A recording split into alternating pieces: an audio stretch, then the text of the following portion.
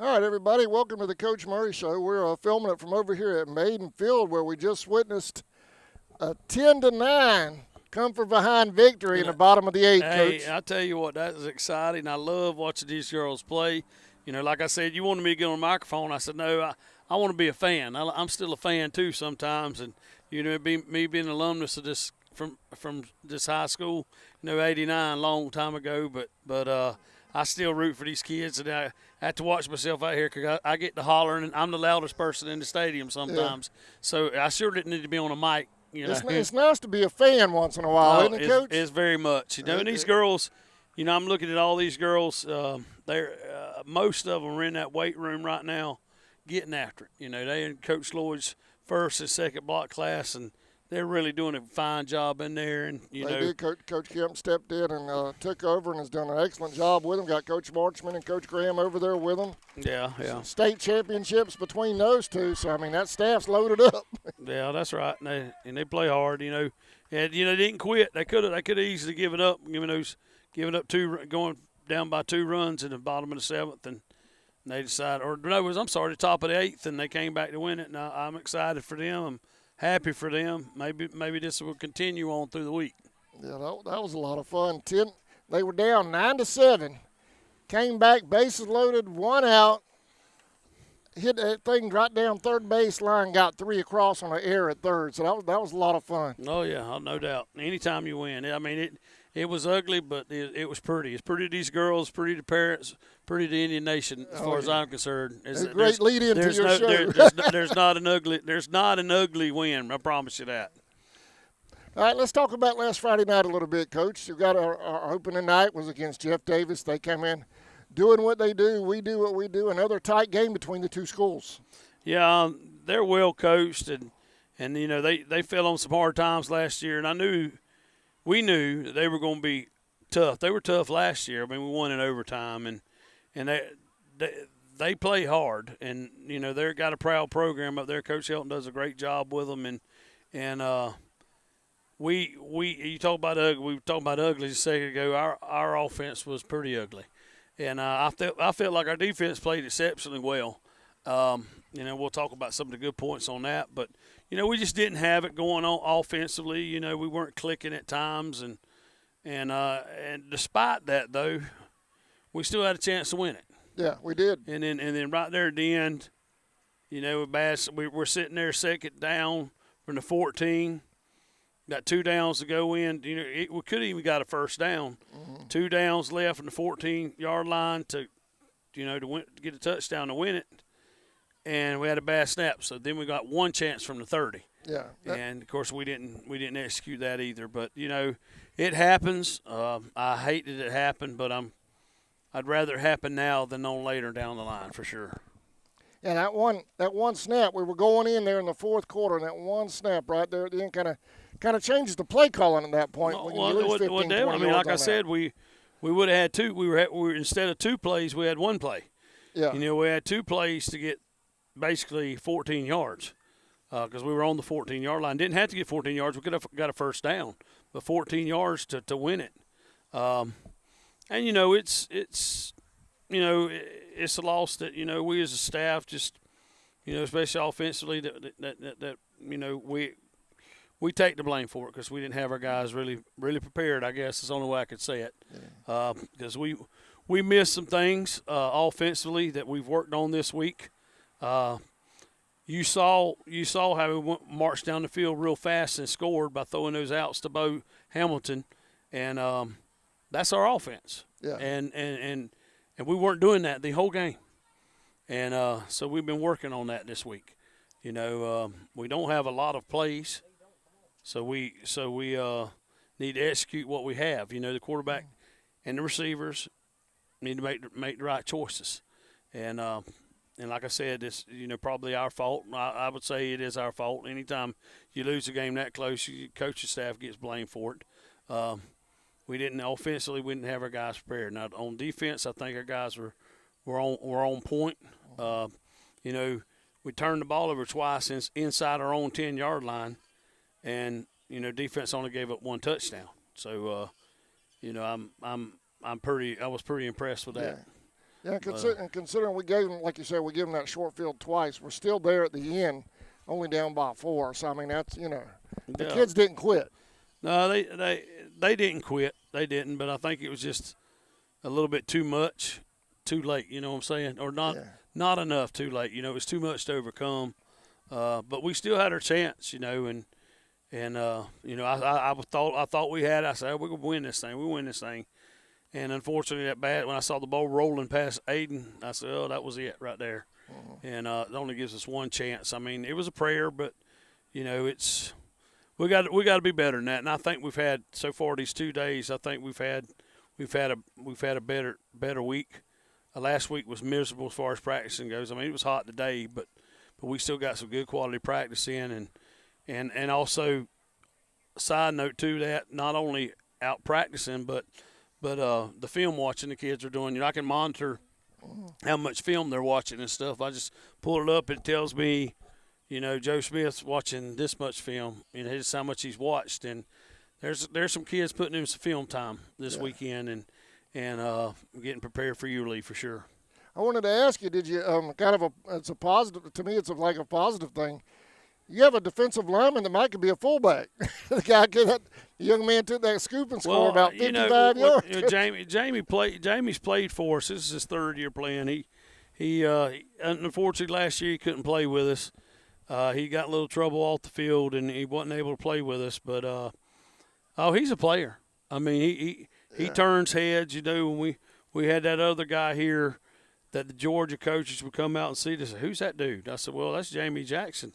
I said, "Coach, he's like 6'3". Yeah, I know, because he stood right up, and how much he weigh? At the time, he was weighing about 240. He weighs about 220 now. I said he can go. He's very explosive off the ball, and the 3 games we've had him back his senior year, we had him back at Toombs for the spring game. They had a tough time blocking. I remember him coming off. The coach said, "Pulling my hair." I told him, I said, "I'd pull your hair too if I had to block you." He's got his long dreads and still got his helmet. And I said, "That's the only way I could probably block you." And Barron had a tough time with him. And the other night, I think he finished with 7 solo tackles, and he forced that fumble and took the ball and ran like, I don't know, what was it, 50 yards with it. And, he did a great job. He was definitely one of our highlights for the week. I know you had several highlights. I mean, everybody, as far as different facets of the game, special teams contributed. You had 2 punt returns returned for touchdown. One got called back. Well, and it was legit. They could have picked 2 or 3 blocking the backs. None of them were really, really violent, but they were against the rules. And, if I would have really thought that they were real questionable, I would have raised more sand about it. But it sure did hurt like a knife, 95 yards that kid returned that thing back. And he made a move on the last 2 guys right in front of me on the sideline that, I don't know how they didn't touch him, but they didn't touch him. And, of course, he scored on the first one. Bo, I've said this many times about Jamari. He might be our most exciting kid if he's got the ball in his hands. And, I've been tried forever to get him to play running back again. He played running back as a freshman. And he likes playing that slot. We need him out there slot. Can we get the ball there to him? But when he gets the ball in his hand, he's something else now. I mean, he's like 5'9", 10, about 200 pounds, got big old thighs on him. He's a load. And he can run. He's fast. Y'all saw that Friday. And he's definitely a highlight for us for sure. And then when he gets the ball in his hands on offense, I mean, David Walters ended up scoring the touchdown, but if you notice, we threw it to him on the side many times. He probably got 40 or 50 yards going down the field before we completed that one to David. And that's what that will do with our offense, and that's what we got to do offensively is we got to understand that those spot screens or whatever you might want to call them, they will open up more things for us. Yeah. And, I'm sure Yulee is going to be all tight on us and things like that. Well, if they do that, they're going to open up the middle a little bit more. I mean, I don't know if I remember me last week telling you we wanted to attack their edge. They had a great box. Jeff Davis had a great box. We wanted to attack their edge. And the best way for us to do it was to throw little dinks out there to Jamari and Demarion and the other guys like that. If you remember, I mean, it's nothing new. We did that back in 2003, 4, 5, and 6. You know, with the Williams kids and things like that. We just, you know, Dwight Dasher would throw for like 400 yards. But I know against Buford he threw for over 300 in the state championship game in '04, and I bet he didn't throw the ball 15 yards down the field one time. Yeah. You know, so that's a RPO's a big part of our game, which is a lot of people. You'll see Yulee's good at that. They'll do a lot of that too, and you know, we just got to get better. And I think these last 2 days this week we're starting to execute a little bit better. I noticed that especially on that live drive where you're talking about hitting those quick passes outside, especially on our side of the field. Their cornerback was giving us 10 yards, and y'all were exploiting that all the way down the field until that bad snap. Well, that's right. I mean, well, the real estate got tight down there too. They weren't playing off as far, but they still were playing off. And, you know, when you got somebody like Bo on one side and little Demarion Zero on the other side, I mean, they're hard to catch. You know, once they catch it, they're going to get 3 yards, and you better make that initial tackle. If not, they may goalpost it. They may get a touchdown out of it. And, you know, that's a very important part of our game. Of course, we've worked on our run blocking and things like that this week. You know, we're kind of gelling. You know, Coach Lloyd has been out, and he had a procedure done, and he missed almost a couple weeks, and he's back now. Now it's about his third full week. So those guys are really gelling because he does a phenomenal job. But it's real important. Your offensive line coach has a good relationship with his kids, and he's got a great one with them. And you could tell when he's not around, and they're really getting that back with him. Yeah. And I'm looking for some big things throughout this season for sure from them. Well, let's look ahead. Do you have anything else you want to hit on for Friday? Well, night? yeah, I want to talk about Ahmad Hamilton. He played. You know, he got an interception. He forced a fumble. I think he got a fumble too. He has 7 tackles back from his safety spot, and our safety is real important. I think he's either our safety or a cat. Both of them are safeties. Right. But he does a real good. He's like our signal caller out there. Who's that, Coach? Who's your season caller out there? Signal caller. That's Ahmad Hamilton. Okay, number all 3, right. And he did a great job doing that this week, and a great job executing what he's supposed. He had a couple pass breakups. He had that interception. I wished he'd had some more field awareness and stayed in the end zone instead of trying to come out of the end zone. You know, but he still got the pick. You know, so I was excited about him too on defense. And another thing, we played a lot of kids the other night. You know, another kid I want to mention, he had several tackles, maybe 4 or 5, but Brandon Woolard, you know, is a sophomore. He came up and he had like 3 touchdown saving tackles in the open field. He don't make those tackles, they score. Right. And you know, that was big for him being a sophomore. He didn't start, but he played a lot. You know, his first playing a lot on Fridays. I was real proud about the way he played and some more. I mean, we had Tim Sapp, our defensive lineman, number 65. I think he had 3 tackles for loss. And he is going to be a player, super player one day.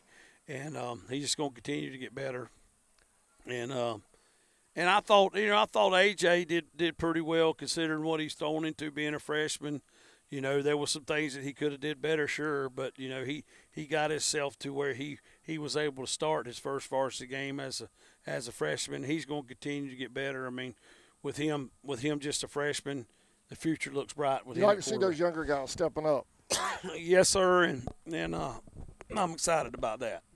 Yeah, and that's always nice, especially after the graduation rate we had last year. You know, you had what'd you tell me? 13 guys coming back that were starters. I think that's what you said. Well, 11. You got these guys, young guys, stepping up. And 11, and then we got some more guys. See, we've got a lot of guys that have some playing experience. I don't know. On Max Preps, I checked a little box by everybody that played at the game, and there were very few of our. I think we dressed 58 Friday, and there were very few of those 58 that I didn't check. Yeah. Hey, I wanted to thank you too before we keep going. Last Friday, we kind of my whole Coach Murray interview last week just went berserk, but you invited us back anyway to do the pregame meal and everything. We got a lot of positive feedback out of doing that. We enjoyed it, good. and we Yeah. got a lot of feedback from people seeing that. Well, a lot of people don't know what goes into a Friday. You know, they show up. They think we just showed up at 5 o'clock. Now the kids come to school before 8, and they're there all day. You Yeah. know, and we after school, we feed them, we talk to them just a little bit, and they relax. You know, a lot of them get on the wrestling mat and they'll relax. And thank goodness the school board several years ago they put air conditioner in there, and we just sit there and chill out in the wrestling room and get our thoughts together and stuff like that. I put the headphones, listen to music and stuff, but we always try to have a little devotion, and Brother Ray McMillan normally does it, but last week, and I'm gonna mention that in just a second, he had something come up and he couldn't make it. So Coach Pender, he filled in, and I thought he did a great job with some of the words he spoke to the kids, and just get them to think about what's going on. I mean, Yeah. and I try to tell them all the time, there is more to life than football. You know, you got to think about how you're acting now. You know, win the day now, but you got to try to win the day when you get older.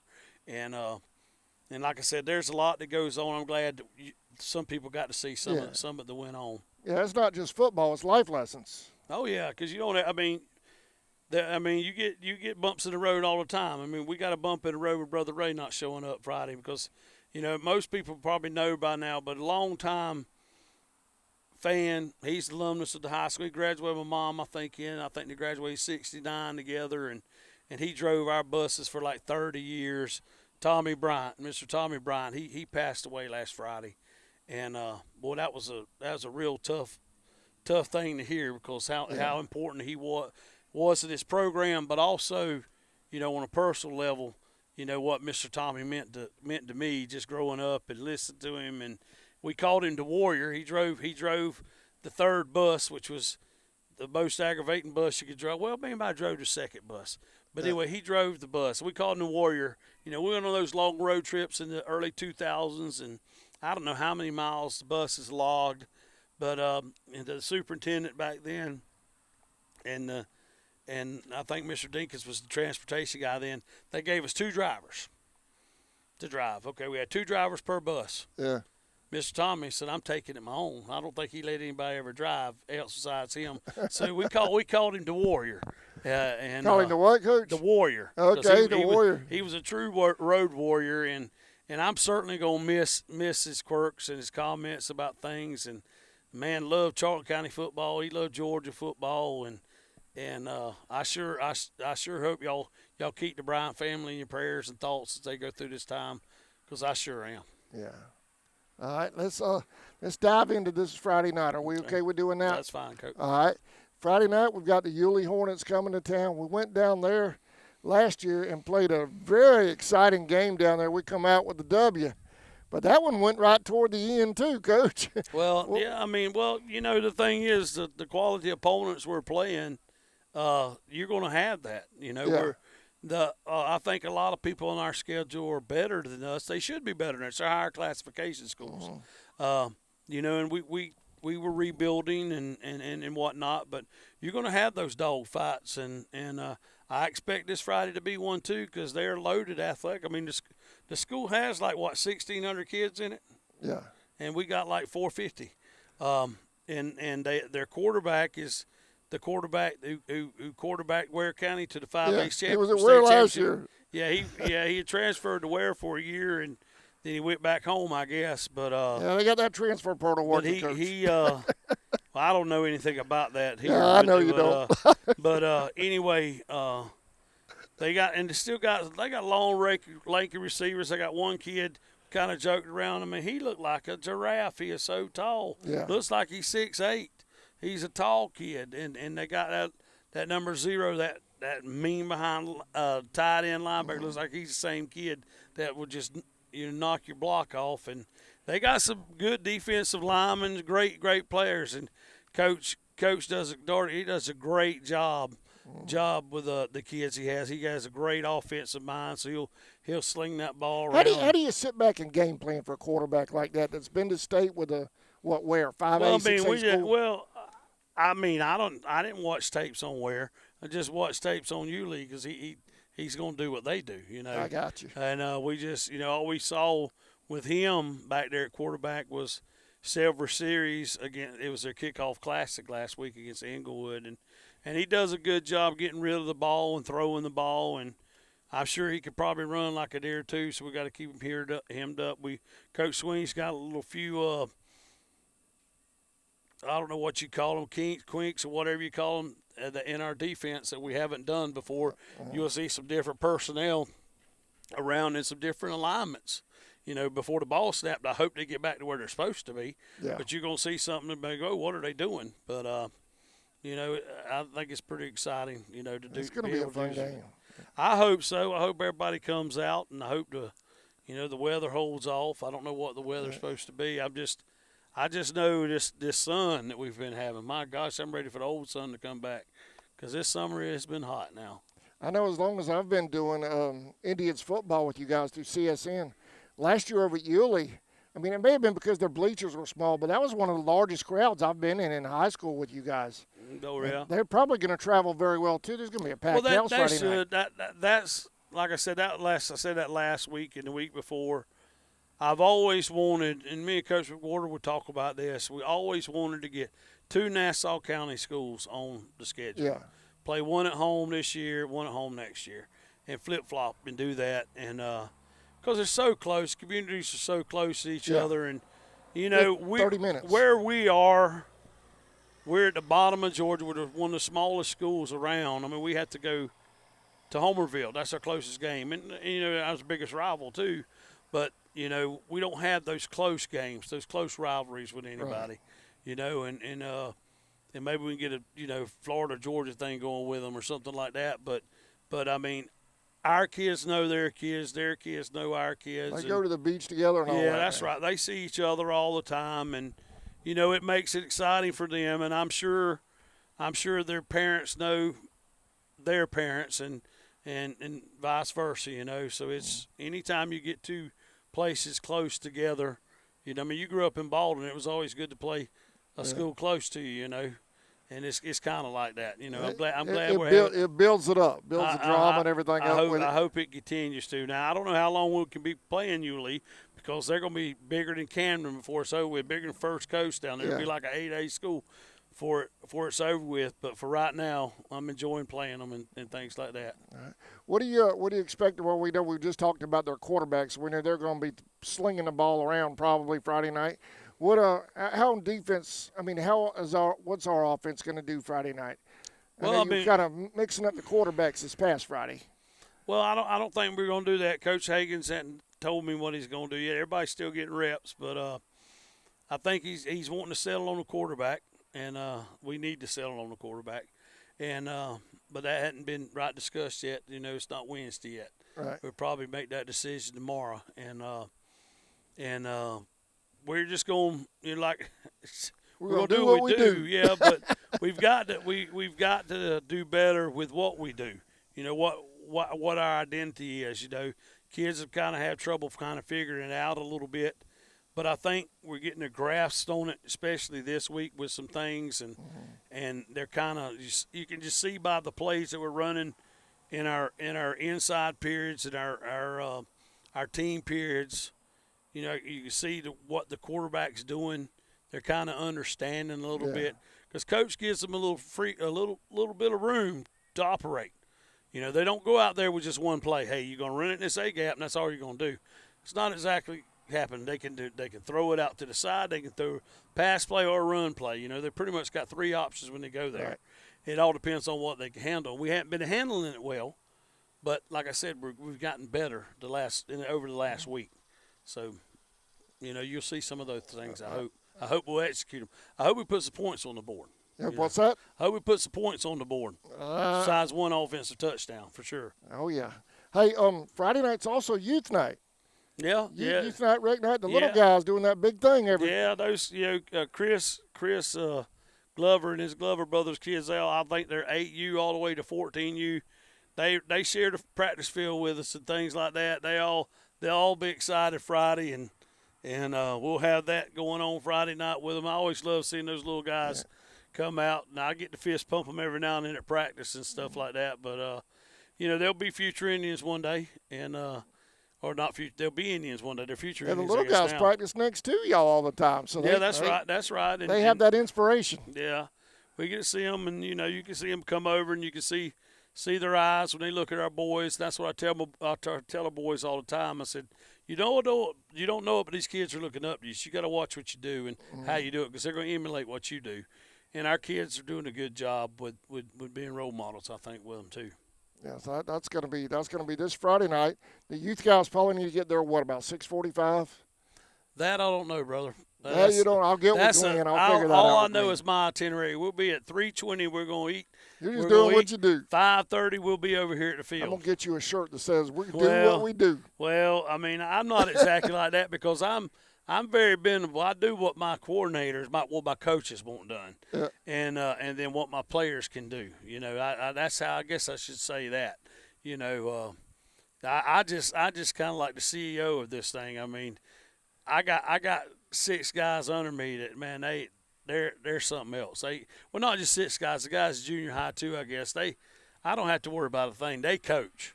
They coach. That makes it nice, don't it? You just turn them loose. Yeah. Let them. Well, they put more ownership in it, and it means more to them. And I think they're exceptional. Every guy on my varsity staff's like that, and every guy on the junior high, I consider them my staff too. You know, they're trying to do what we do and get them on up to high school. And Coach Whittenberg down there does a great job with them. Coach Kraft's been with them forever, and we got the 2 new guys, Tion Burrows and Drake Gillis.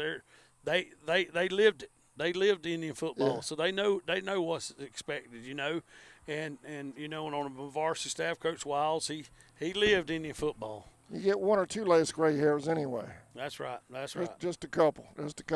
Hey, Coach Graham and Coach Kemp, they might be waiting on us. I texted them to ask them if they leave the lights on for us, and they did. Well, you got anything else you want to hit on for Friday night? No. I appreciate it. I think the crowd was real vocal the other night, and of course, give us some more. Give us some more. I hate being greedy, but give us some more. These boys sure do love playing hard, and for y'all, you know, and the more encouragement you can give them, I think the better they'll play.